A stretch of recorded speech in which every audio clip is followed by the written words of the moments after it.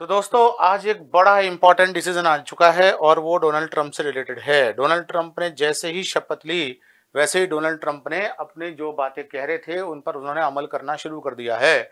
और आज की एक बहुत बड़ी हेडलाइन आपको दिखाई दे रही है और वो ये दिखाई दे रही है कि Trump declares end to US citizenship by birth.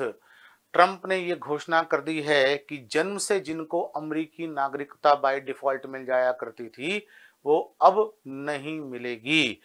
तो इसका मतलब क्या ये अमेरिकन सिटीजन्स के साथ में तो बड़ा अन्याय हो गया? ऐसा नहीं है दोस्तों।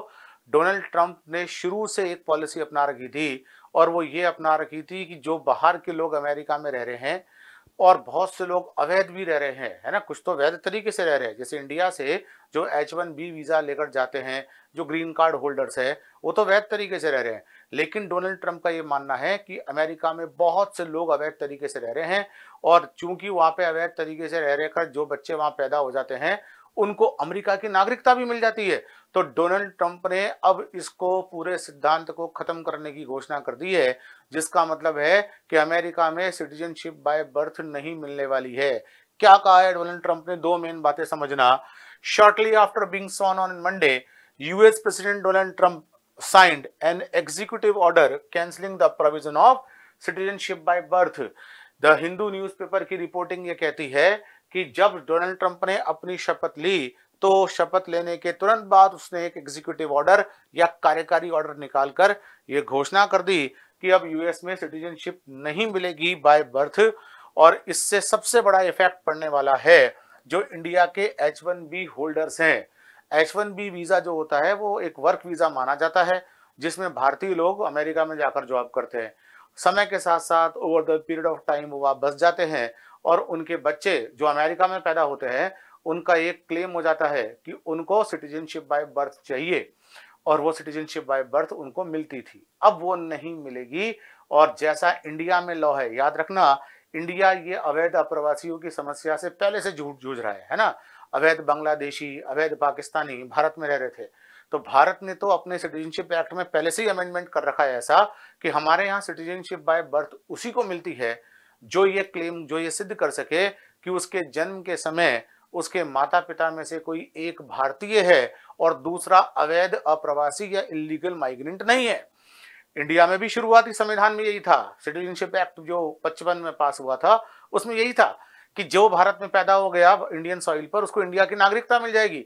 लेकिन भारत ने समय समय पर अमेंडमेंट करा माइग्रेंट्स की जो समस्या थी उससे जूझते हुए, और उन्होंने ये कहा इंडियन कॉन्स्टिट्यूशन में अब जो अमेंडेड चीज है वो ये है कि इंडिया में जो भारत में जन्मा है वह भारत का नागरिक होगा, बशर्ते कि उसके जन्म के समय उसके माता पिता में से कोई एक भारत का नागरिक हो और दूसरा इलीगल माइग्रेंट नहीं हो। और डोनाल्ड ट्रंप यही पॉलिसी लाना जा रहे हैं कि कोई भी आदमी, कोई भी बच्चा जिसका जन्म अमेरिका के राज्य क्षेत्र में हुआ है अमेरिकी सिटीजन होगा, लेकिन वो तब होगा जब उसके जन्म के समय उसके माता पिता में से कोई एक अमेरिकी नागरिक हो और दूसरा इलीगल माइग्रेंट नहीं हो, अवैध घुसपैठिया ना हो। हालांकि इससे इंडिया पर एक खराब असर पड़ेगा।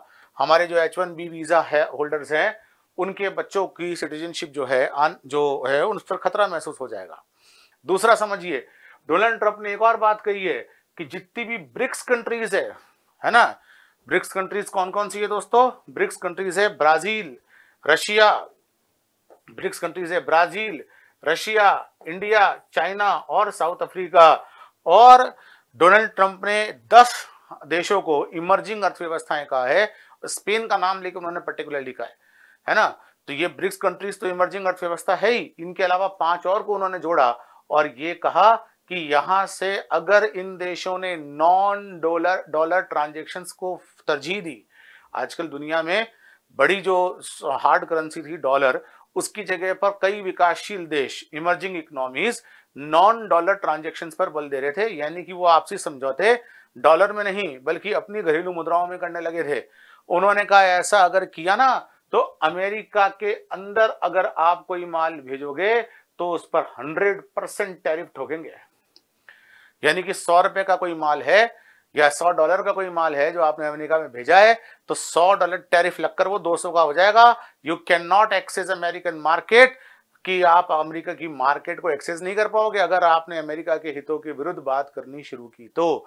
ये दो इंपॉर्टेंट डिसीजन ट्रंप ने लिए हैं और ये ट्रंप का जो डिसीजन है, इस फ्रंट पेज की आज सबसे इंपॉर्टेंट न्यूज ये है कि ट्रंप का ये डिसीजन यूएस सिटीजनशिप जो बाय बर्थ मिल जाती थी वो नहीं मिलने वाला जो निर्णय है वो कहीं ना कहीं भारतीयों के लिए भी एक खतरा है, क्योंकि यहां पर बहुत अवैध प्रवासी रह रहे हैं।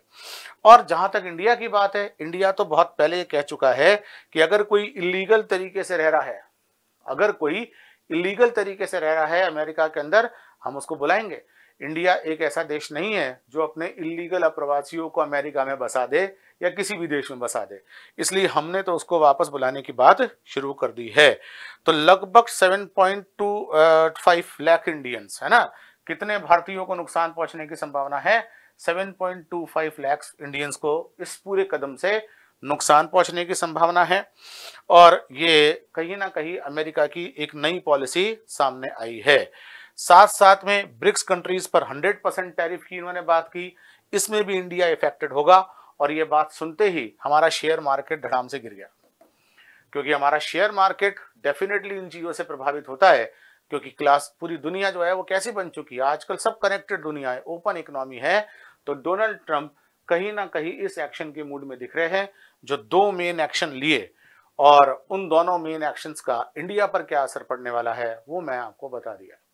तो कुल मिलाकर बात यह है कि अगर आप न्यूज़पेपर्स को रेगुलरली पढ़ेंगे तो कहीं ना कहीं बेहतर तरीके से परफॉर्म कर पाएंगे। Thank you so much.